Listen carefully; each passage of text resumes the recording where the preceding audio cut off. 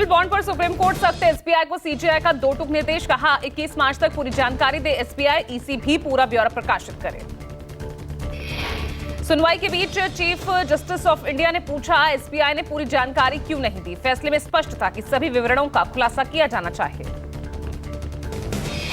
CGI ने कहा, SBI पूरी जानकारी दे, चुनावी बॉन्ड से संबंधित सभी जानकारी का खुलासा किया जाए, जो भी जानकारी आपके पास है सबका खुलासा हो।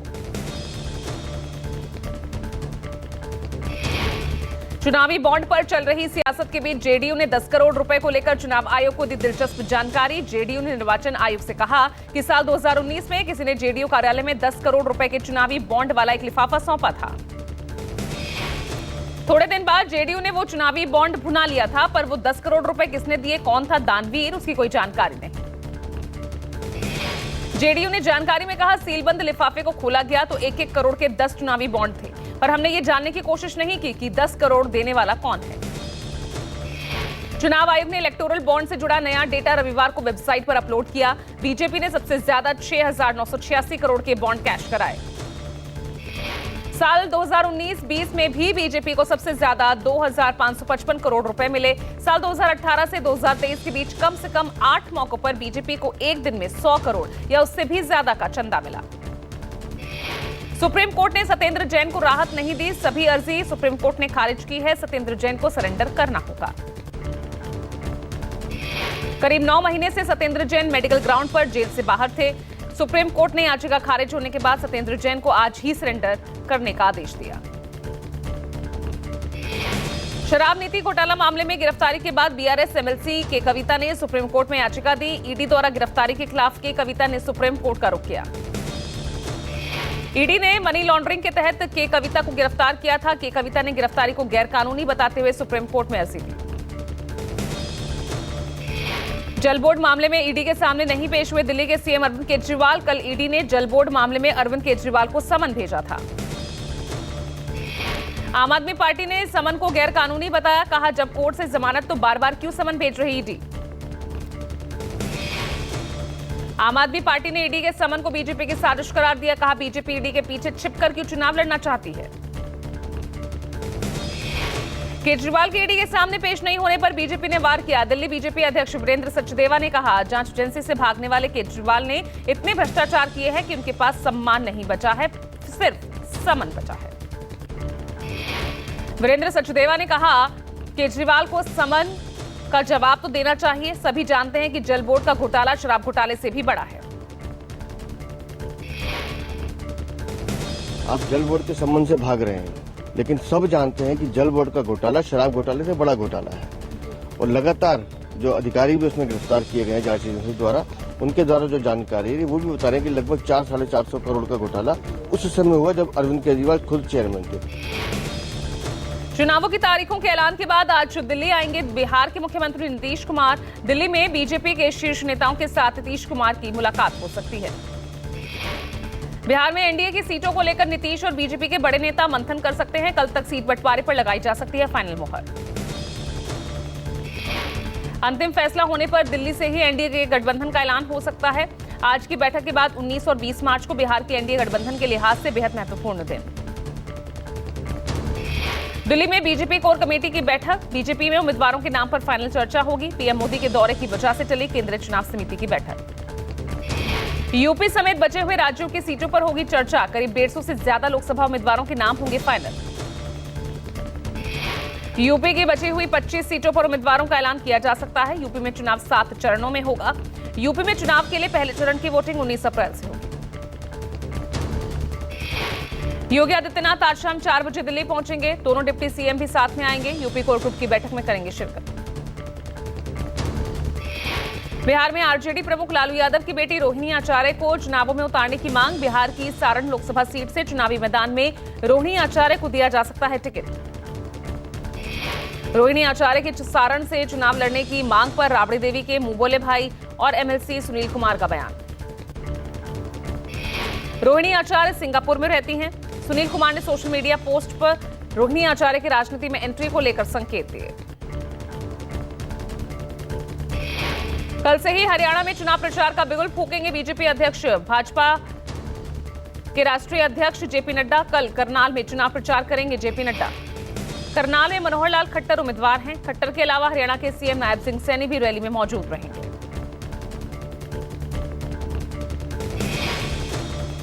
तेलंगाना की राज्यपाल सौंदरराजन लड़ सकती हैं चुनाव। राज्यपाल सौंदरराजन ने पद से इस्तीफा दिया। सुंदरराजन 2019 तक तमिलनाडु भाजपा की प्रमुख थी। सितंबर 2019 में तेलंगाना की राज्यपाल के रूप में नियुक्त किया गया था। संभावना है कि बीजेपी की ओर से जो जारी होने वाली तीसरी सूची है उसमें राज्यपाल सौंदरराजन का नाम शामिल हो। तेलंगाना के जगतियाल में पीएम मोदी के हुंकार, कहा हम शक्ति की पूजा करने वाले लोग हैं, पूरा देश शक्ति की पूजा करता है। पीएम मोदी ने विपक्ष पर हमला बोलते हुए कहा विपक्ष की लड़ाई शक्ति के खिलाफ है। कौन शक्ति का विनाश करेगा, कौन आशीर्वाद लेगा, असली मुकाबला 4 जून को हो जाएगा। पीएम ने कहा तेलंगाना में बीजेपी की लहर चल रही है। बीआरएस और कांग्रेस का सूपड़ा साफ, 4 जून को 400 पार। जगतियाल में रैली को संबोधित करते हुए पीएम ने जमकर वार किया। कहा बीआरएस लोगों की भावनाओं से खिलवाड़ करती है, ये लोग मुझे गाली देते हैं। राहुल गांधी की शक्ति टिप्पणी पर किरेन रिजिजू का पलटवार, कहा नफरत करने की एक सीमा होनी चाहिए, लेकिन कांग्रेस का अहंकार पूर्ण प्रदर्शन सभी मानवीय सीमाओं को पार कर गया है। बीजेपी के अमित मालवीय ने राहुल के बयान को सनातन के अपमान की तरह बताया। ट्वीट कर कहा राहुल हिंदू विरोधी हैं, शक्ति को बदनाम करने की कोशिश कर रहे हैं। राहुल के बयान पर आचार्य प्रमोद कृष्णम ने तीखा हमला बोला। कहा न्याय यात्रा निकालने वाले राहुल देख ले, सबसे बड़ा अन्याय कांग्रेस पार्टी में नेताओं के साथ हो रहा। राहुल गांधी के शक्ति वाले बयान पर बोले आप नेता गोपाल राय, कहा कल मुंबई में सरकार की तानाशाही के खिलाफ आवाज उठाई गई। इंडिया गठबंधन और लोकतंत्र चुनाव जीतने जा रहा। प्रधानमंत्री नरेंद्र मोदी दक्षिण भारत के 5 राज्यों के दौरे पर हैं। आज तेलंगाना के बाद कर्नाटक के शिवमोगा में जनसभा को करेंगे संबोधित। प्रधानमंत्री नरेंद्र मोदी का आज तमिलनाडु के कोयम्बटूर में रोड शो भी होगा। मद्रास हाईकोर्ट ने पिछले दिनों आज होने वाले रोड शो की इजाजत दी थी।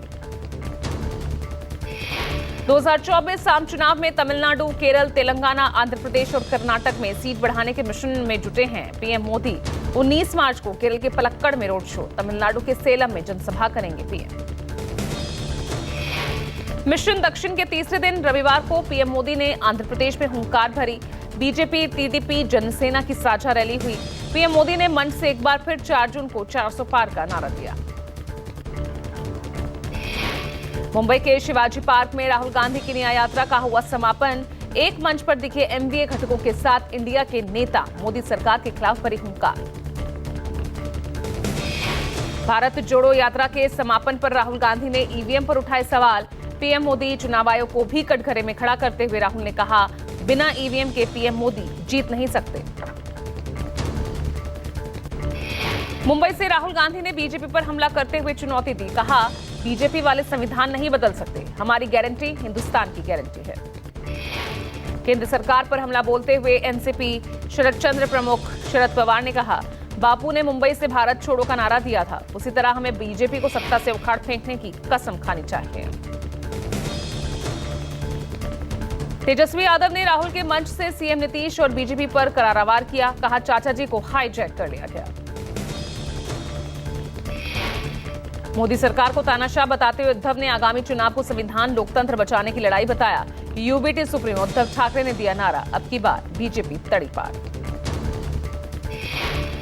नेशनल कॉन्फ्रेंस अध्यक्ष फारूक अब्दुल्ला ने ईवीएम पर सवाल उठाते हुए कहा अगर इंडिया गठबंधन सत्ता में आया तो ईवीएम से चुनाव बंद हो जाएंगे। सपा अध्यक्ष अखिलेश यादव मुंबई सभा में नहीं पहुंचे और पत्र लिखकर राहुल गांधी को भारत जोड़ो न्याय यात्रा की सफलता की बधाई दी। दक्षिण कोलकाता के मेटिया ब्रुच में बड़ा हादसा, 5 मंजिला निर्माणाधीन बिल्डिंग गिरी, हादसे में 2 की मौत। आज सुबह हादसे वाली जगह पर पहुंची बंगाल की सीएम ममता बनर्जी, घटनास्थल का लिया जायजा। अब तक मलबे से 13 लोगों को निकाला गया बाहर, अभी भी 5 से 6 लोगों के फंसे होने की आशंका। रेस्क्यू ऑपरेशन जारी। लोगों की तलाश करने के लिए मलबे को गैस कटर से काटकर हटाया जा रहा। कोलकाता पुलिस, डिजास्टर मैनेजमेंट और फायर सर्विस की टीम सर्च ऑपरेशन में जुटी। स्थानीय लोगों ने अवैध निर्माण का लगाया आरोप। कहा कोलकाता नगर निगम और पुलिस की अनुमति के बिना कंस्ट्रक्शन का काम नहीं चल रहा।